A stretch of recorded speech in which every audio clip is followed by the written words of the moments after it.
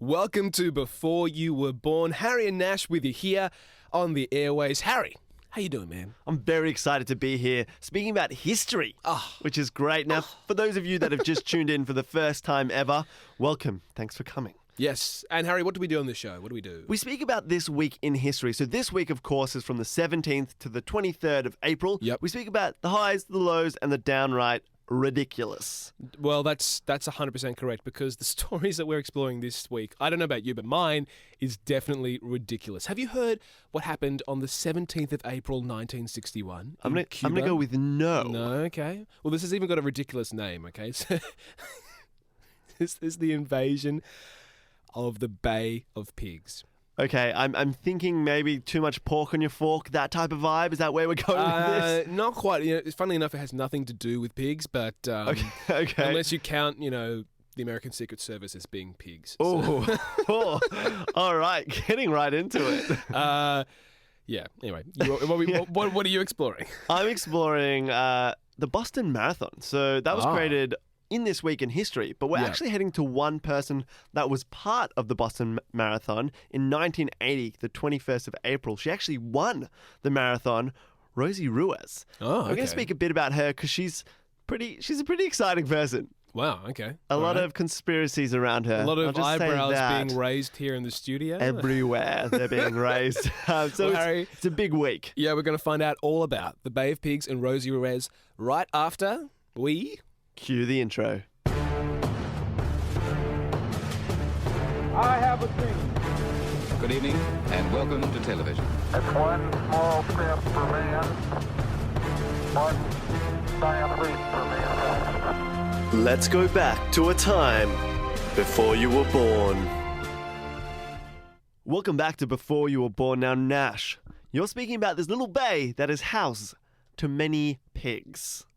Yeah. Sort of? Sort of. Or the CIA, one of the two. A little from column A, a little from column B. Okay, tell me about the Bay of Pigs. Well, before I tell you about the Bay of Pigs, I want to set the scene, set some context for you. So let me take you back to around a little year called 1952. Oh, what a year. I'm going to close my eyes for this bit just so I can picture it. Okay, I'm ready. In 1952, Cuba falls under the tyrannical reign of Batista, right? So Batista was this horrible dictator. I think it's funny. What's funny is that we're yet to come across a nice dictator in history, right? I think that's why they're called dictators, for the, beginning of the word. Yeah, right. Yeah. Anyway, so Batista is this dictator, and he was ruling over Cuba from 1952 right through until 1959. And what's crucial about Batista is that, along with all the awful corrupt crap that regular dictators do, he's actually backed by the US, right? See, that's the US always a government worry. has propped him up. The reason being is because there's actually a lot of foreign investment and ownership of sugar plantations, and also the black market of prostitution and what have you. In Cuba, it's owned by the American mafia, right? It's profitable. It's extremely profitable. So people in Cuba are getting screwed over by Batista's corrupt regime. There's a widening gap between the rich and the poor, and this leads people to be revolutionary. We need to overthrow Viva. Batista, and who's the man for the job? Fidel Castro. Fidel Castro, indeed. Fidel Actually? Castro. Yeah. Oh, I didn't expect to get that right. you got one right. Yeah, it's just a first for me. I just don't know how to react. All right, let's see if you can see how you go. Maybe you're on a roll. Who knows? Okay. So Fidel Castro, he leads a revolution, right? He leads his people's revolution and overthrows Batista. Now, contrary to some of the other historical revolutions we've explored in the show so far, Batista, he fares pretty well. Okay, how so? Very, very well. He leaves Cuba with over $300 million worth of wealth. Wow, right? haven't you done well? And he ends up living in Portugal until he's 73, right? Okay, that's a win. It was a horrible win. There's no justice with this one. So Fidel rose to power, but not everyone is happy about this, okay? No. Because there are some private landholders, the middle class, who are having their land seized by Castro's forces and then redistributed, okay? So these people actually flee to America. They flee to Florida. Have you ever wondered why there's so many Cubans living in and around Florida and Miami in particular? It's because in the late 50s, early 60s, they immigrated from Cuba to live in a sort of more free capitalist society. It's quite funny. I've never thought about that ever, but now I know. The more you know. The more you know, the it first better. came to my attention on the first episode of Dexter when he's talking about eating pork sandwiches and he's talking about murdering people. You know, it just why are there so many pork sandwiches? Anyway, I digress. Fair enough. So this immigration of these expats, right? This raises the alarm bell for the then American president Dwight Eisenhower. Okay? Right. So he's the president during 1960. And Eisenhower then hatches this plot to train these expatriates, these Cuban expatriates, to train some of them to start a counter-revolutionary movement. Against Castro. Oh, controversial. Now, why would they be doing that? It's not just purely because of immigration. It's not that they just didn't want Cubans living in America. It was because Castro was demonstrating communist tendencies. Oh, well, you can't have that. I mean, America was in wars with Russia for many a year over communism. Well, this is the Cold War, man. This is right in the thick height of it. So this reminds me back of a couple of weeks ago we were talking about competing stories, competing models of reality, capitalism versus communism. This doesn't get more binary than this. Okay? So the Americans, they need to do something about this communist state that's emerging to its southeast as well. Now, it doesn't actually... We're not at our date in history yet. We're not? No, the invasion actually happens on the 17th of April, 1961. We're still in the 60s. Okay. Before we can get to that, we need a new American president. And who's the man for the job? JFK. JFK, indeed. Now, the thing is, JFK inherits this secret plan from Eisenhower Imagine your to first day reinvade in Cuba. office. You're just like, hey, so let's see. Oh, yeah. Butter is ordered for the president.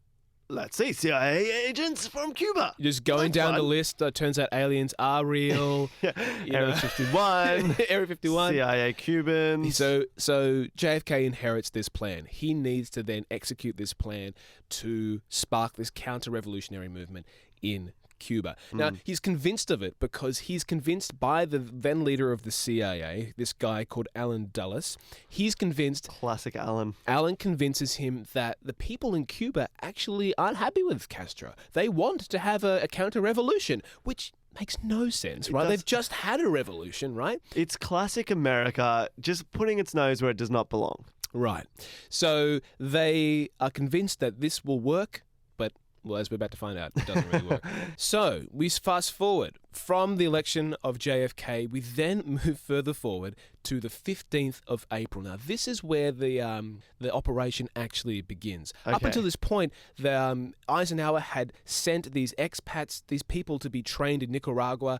They've been training. It's funded by the US. They've been trained by the CIA. They're very good fighters now. But on the 15th, this is when 8 planes fly from Nicaragua, which is to the southwest of Cuba. They fly from Nicaragua and they bomb airfields in Cuba. Okay, but oh no, but these planes are American planes, but they've been disguised to look like Cuban planes, right? Okay. Sneaky. Now, these planes, they were CIA photo planes, right? These World War I B-26 bombers, and they were painted to look like the Cuban planes. But the attack happened, right? And Cuba is on a high alert, okay? They know another actual legitimate attack is going to happen. Now, the class thing about this attack is a plane got shot down. One of the 8 got shut down. So they sent a 9th plane in, right?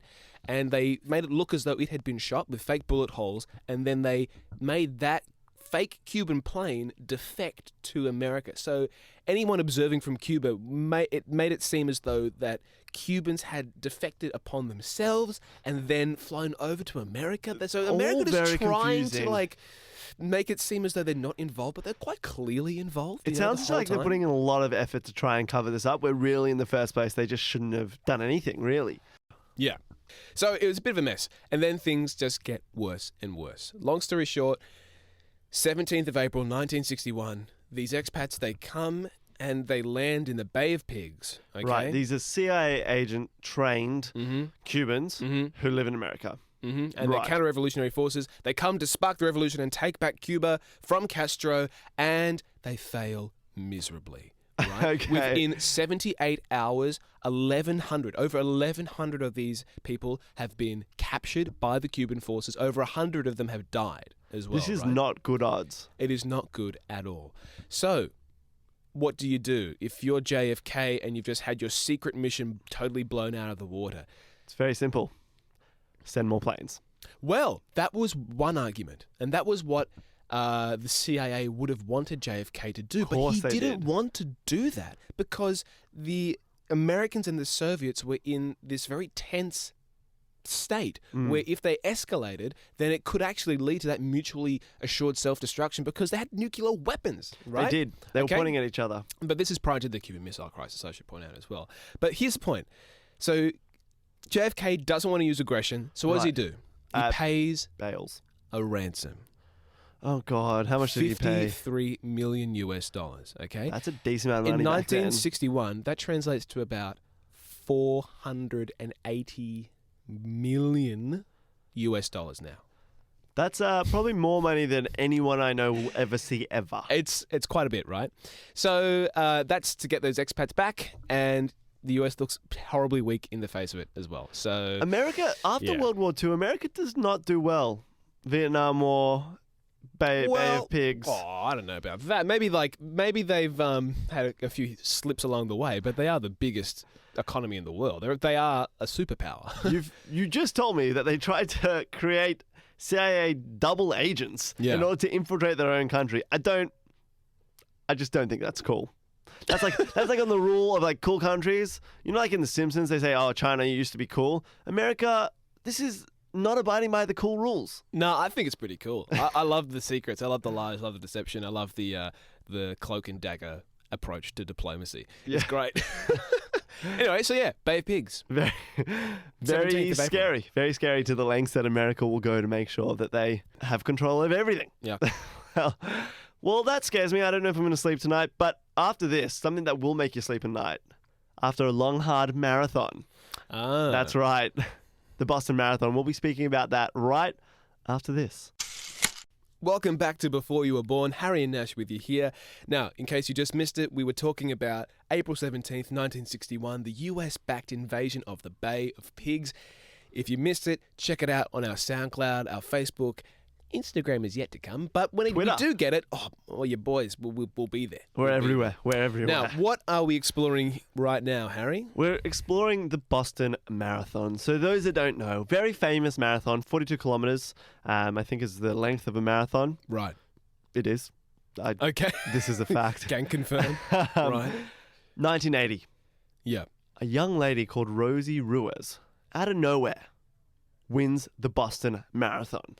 She was ranked 50th, right? There was 488 contenders. She was ranked 50th. Yeah. It very seldom happens that you'd have someone that finishes 50th to qualify would win the marathon. So, of course, everyone's very excited about this. I bet, yeah. Because she's come out of nowhere. She's the true underdog. And she wins it. She finishes first. Just to clarify, she isn't winning the women's division. She's winning the whole thing. No, the women's division. There's like two separate divisions. Okay. But she also sets the third fastest female time ever.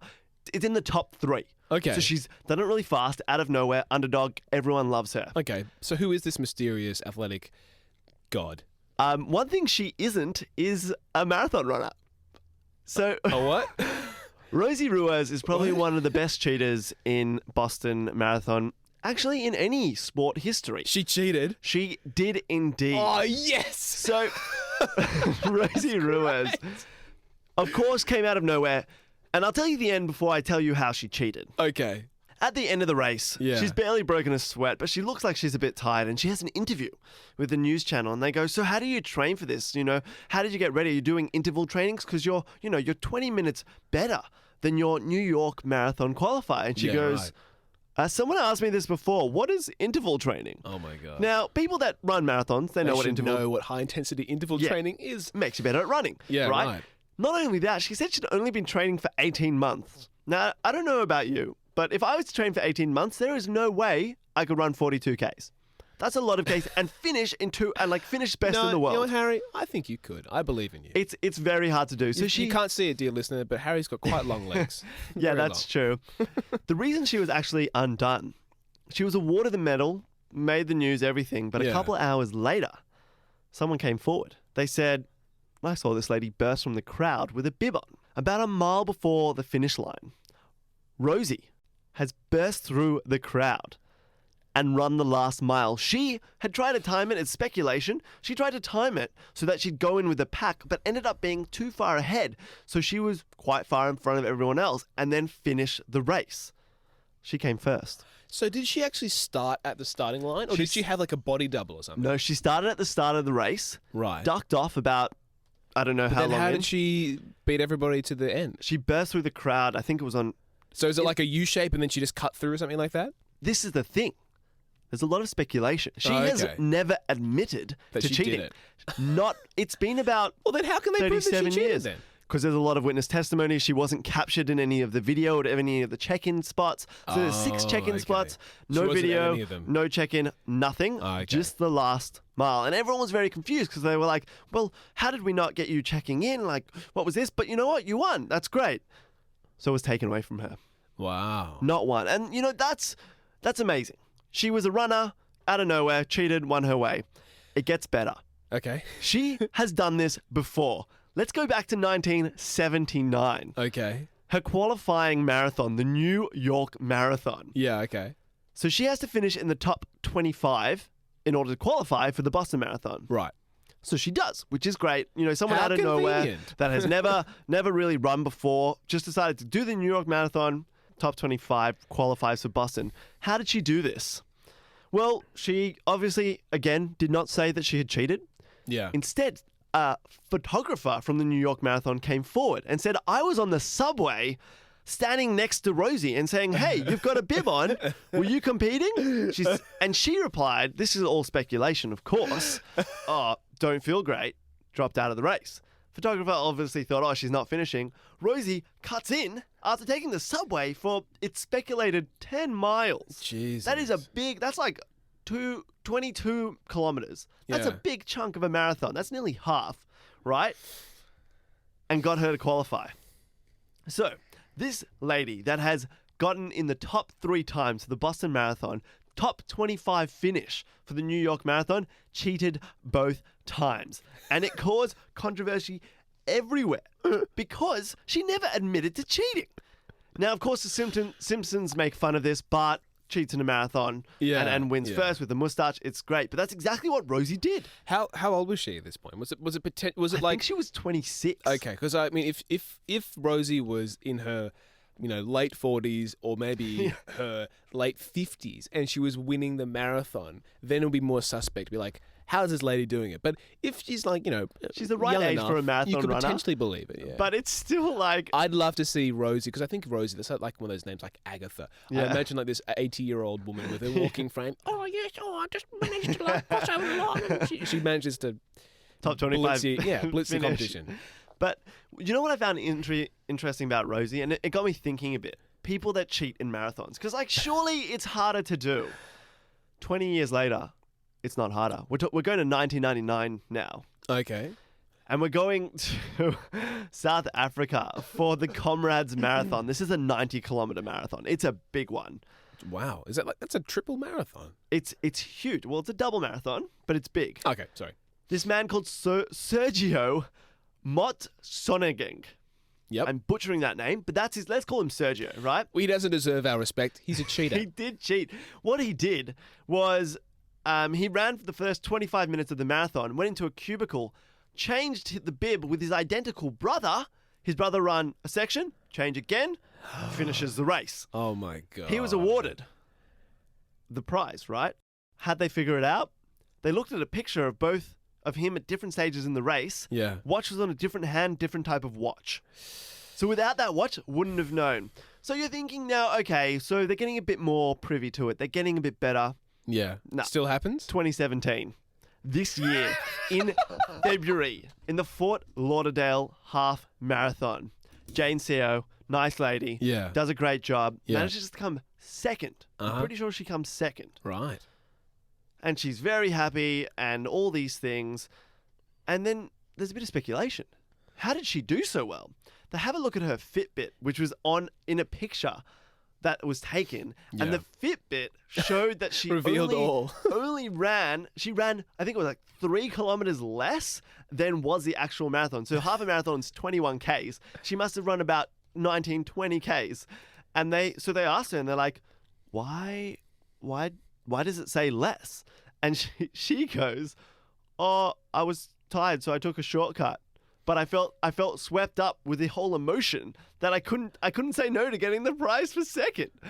Oh my God. You'd think they'd get better with it now. So the surveillance about marathons are so high tech now because they're so worried that people are going to cheat.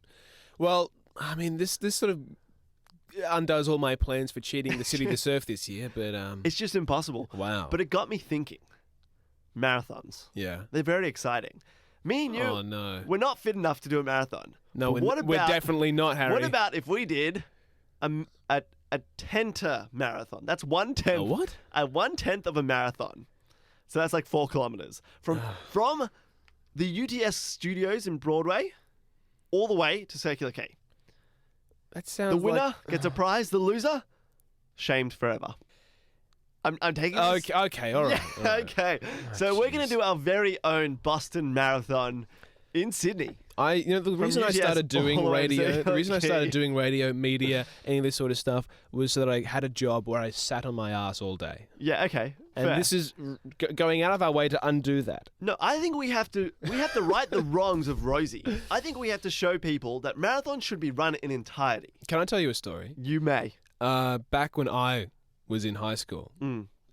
I'm sure you had a similar experience. You had cross country, right? Oh, State yeah, cross of country. course. So my school, the way we did it, was the entire school had to run from our school over to the local lake, and that was about 7 kilometers there. That's a while. Okay. Yeah. So what I used to do was I would fill my backpack with cans of Coke and lollies and water, because the majority of students wouldn't run; they would walk. And me and my mate, we would sprint as hard and as fast as we could with our bags full of lollies and water and whatnot. And then we'd get to about 2 Ks ahead of everyone. And then we'd sit and wait for all the walkers to come by. And we'd sell them drinks out of our backpacks. And it was a great way to make $50 in 5 minutes. That's probably one of the most ridiculous things I've ever heard. It was awesome. And Ever. then I had some friends as well who were very similar. Maybe they were inspired by our dear friend Rosie because they did the exact same thing. They'd sprint, catch the bus, and make it in record time. We are showing the world that marathons should be done properly. We're going to do the first ever city marathon. Okay. It's going to happen. The first ever city marathon. That is 4 kilometers. Well, it sounds good. Harry, we'll come back with some more legitimate bits of history. Some fast facts, I think. Yeah. Right after this. Welcome back to Before You Were Born. We just had a quick chat about Rosie Ruiz. I think my new hero. She's definitely one of 100%. mine. She cheated on the Boston Marathon and came first by only running about a mile of the entire course. She's actually stolen my heart. you She's know? great. And she's inspired us to do a real life marathon, 4Ks, not the 42 that is do needed. it in earnest. Do it truly. But now, Nash, let's move on to one of our favorite, if not only segments. I think only, yeah. Yeah, only segments. And that is Fast Fast Facts. All right. Up first, April 17th. This is in 1790. Benjamin Franklin dies. Now, Benjamin Franklin, of course, was one of the founding fathers of the U.S. He's a renowned polymath. So a polymath is someone who does a lot of stuff, right? So he was a author, a politician, a political theorist. He was the postmaster general. He was just... Is that from that song? I am the What? very image of a postmaster general. No. Ah, that was close. I am the very model of a modern major general. That's the one. Ah, an damn it. information animal. I really did think it was the something same mineral. thing. All right, what do you got? He dies. I don't have Oh, yeah, he anything. died. He died. On the 17th. Moving right ahead to the 18th, 1906, was the Great Earthquake of San Francisco. Huge. Now, this one was 7.8 on the Richter scale. It destroyed 80% of the city and 3,000 people died. Now, thankfully, this was back when, it was a lot smaller, right? Yeah. A lot smaller. Had it been in 2006 instead of 1906, there would have been a lot more casualties. Yeah, that is correct. There are more people now than there was a century ago. Thank you. And it's a Nash. real problem. I think we need to start doing something about it. Yeah. All right, let's not go there. Moving on to April 19th, 1943, the Warsaw Ghetto Uprising, it begins, which is very exciting.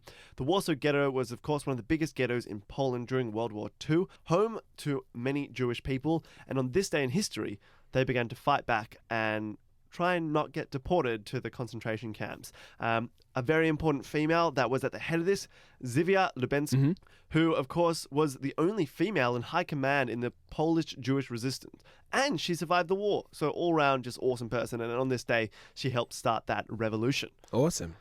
On this day as well, in 2002, can't go past this. You don't eat no meat. You don't eat no meat. That's okay. Windex will solve everything. My Big Fat Greek Wedding is released. Of course, had a sequel. Not good. You know, the only thing I don't like about that movie is that I've seen it like 50 times. Yeah, because it's one of my Cool mum's Runnings. favorite movies. Yeah. And like it's just been done to death. Too much. It's also like when you watch the relationship here is My Big Fat Greek Wedding. The Mamma Mia musical is set in Greek islands. Okay. That is another one that is play on repeat. All the my time. God. It's It's just ruined it for me. I've seen it way too many times. Yeah, it's a bit too much. April 20, 1980, Castro announces Mariel Boatlift. And of course, we were speaking about old Fidel before. What's Mariel Boatlift? So, it's when Castro said, if you want to leave Cuba, get out of here. And boatloads of people, 125,000 people, fled to America under the guidance of the Cuban government. So they were like, if you don't like it, there's Leave. the door. Leave. And people left. And they did. They did indeed. Wow, okay. Moving ahead to April 21, 753 BC.